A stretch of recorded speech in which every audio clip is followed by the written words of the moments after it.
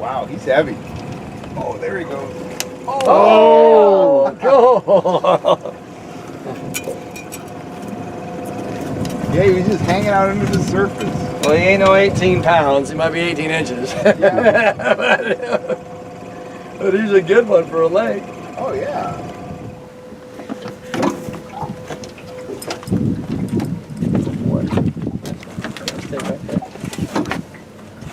Reel down a little bit more.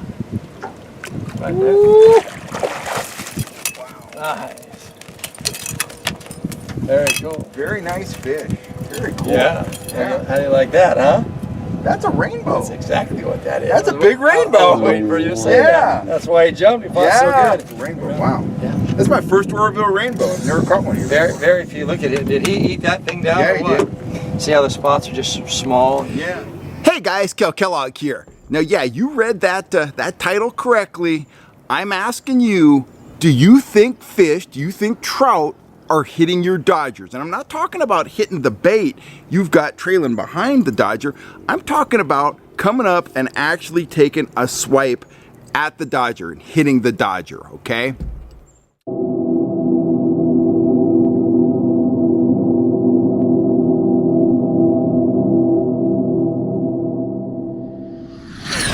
Here's some background on this, and I think this is a really interesting question.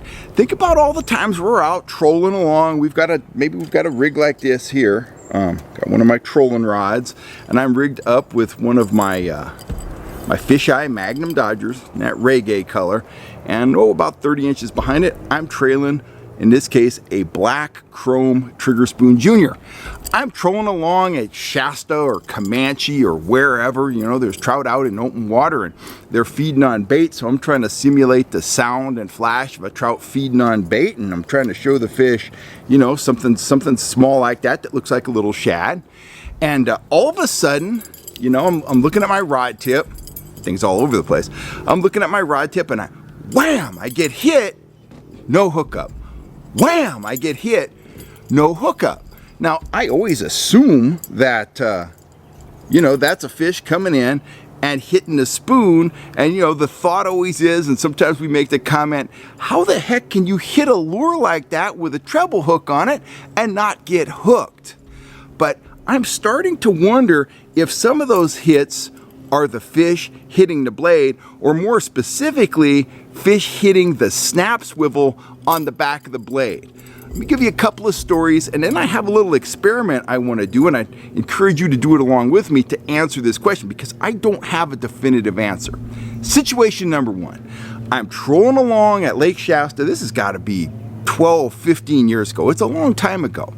And all of a sudden, I'm with my wife, Gina. We're taking turns fighting fish. It's my turn. And all of a sudden, on one of my downrigger rods, it just gets crushed. It gets ripped out of the clip, and the fish is immediately into the drag. And holy mackerel, I got a big fish on. So Gina's doing her best. She clears the line. She raises the downriggers, and this fish is still smoking offline. And I'm thinking, man, I finally got that, you know, 6, 7, 8, 10-pound rainbow, something like that, or a 6, 7, 8, 10-pound king, because, man, all of a sudden my reel's, you know, a third empty and the fish is still going, and it's awesome. So what I was trolling a sling blade Dodger, 6-inch sling blade, and about 2.5 Dodger lengths behind it, I was trolling a hoochie. So that's what I hooked the fish on. So long story short, when this fight finally concludes and Gina's there with the net, the fish comes up, and it's a nice fish. It's about a 4-pound king, but it certainly didn't match the fight that I was experiencing, the size of the fish. Gina nets the fish, and we immediately notice that it's not hooked in the mouth. It's not hooked anywhere in the front of the body. It is hooked right in the vent, right in its, for lack of a better term, right in its butthole. Ow. Okay, that would make anyone fight, right? So I'm kind of baffled by that, but then I start looking at my rig, and I put my rig up against the salmon, and I realize that that fish's vent in relation to the blade and leader, that bait was almost exactly the distance from that snap to the fish's vent. So I've always thought that that salmon came in, grabbed the snap on the back of that sling blade, and that hook in that hoochie just swung up there. It was his bad day, and it got buried in his you-know-what. So I've always had that, kind of in the back of my mind, because, it's something I experienced. It's weird. I've never seen it, since then or before that. Let's fast forward to this spring at Collins Lake. We are trolling along. We are using a willow leaf dodger, but one of the smaller ones, one of the minis, and we're trailing a worm behind it. And Wes and I, when we were there in the same day, we would take turns. One of us would drive and the other guy would work the rods and work with the clients and stuff like that. So we're trolling across the dam, and I'm kind of steering us around, and all of a sudden the rod goes off, fish on. Wes hands it to the client. Client fights the fish in, net the fish, nice trout, probably 1.75 pound, 2-pound rainbow, awesome. And Wes is getting the fish out of the net, and he's like, what the heck is going on? And you could see the leader, the worm's over here. The fish was hooked on the snap on the back of the dodger. Apparently, it had hit that snap hard enough to pop the snap open. And again, it wasn't the fish's lucky day. That snap, which now is basically a kind of a blunt tipped barbless hook, buried inside the fish's mouth. Fish on. The client kept a tight line and essentially landed that trout on a barbless hook. But the point is, I think that's the second incident I can really point to and say that fish didn't hit the bait.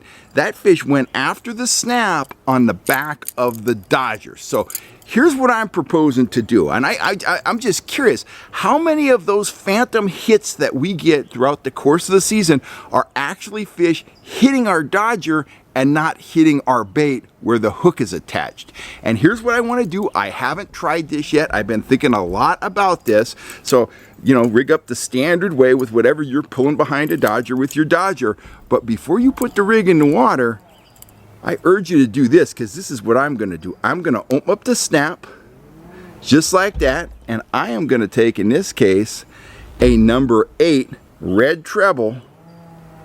I'm going to drop it in that snap, and I'm going to snap it shut. Now this rig, maybe I'm going to snap it shut. I don't have the strength to snap it shut, apparently. Now this rig is totally legal, okay? And it is going to quickly answer that question, because obviously if a fish comes in and takes a swipe at that snap, guess what? He's going to have that number 8 treble in his mouth. So it's just an interesting question. I've been thinking about it for a long time, and you guys here on the channel can help to answer that question by putting a treble hook on your snap. And that may be a new thing. We may find out that we catch 4 or 5 fish a day on that treble hook. I have no idea.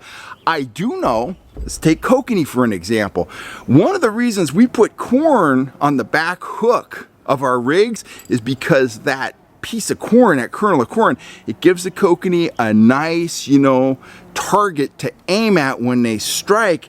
Perhaps that snap, that hardware on the back of the dodger is doing the same thing. But if we spend a season running a treble hook off that snap where our leader attaches, we're going to quickly know the answer to that question.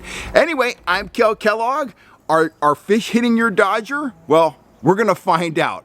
I'm signing off for now. If you're looking for gear, including, dodgers and spoons and all that stuff and more, go on over to fishhuntshoot.com. Check out my full selection of gear. And if you haven't had a chance to hit that subscribe button, please hit that button. I want to thank you guys for all the support. The channel is growing immensely, and it is all due to you guys watching our videos and interacting with us, putting up comments and stuff like that. Anyway, I'm Kel Kellogg. I got chores to do. I'm out of here. You have a great day. Thank you.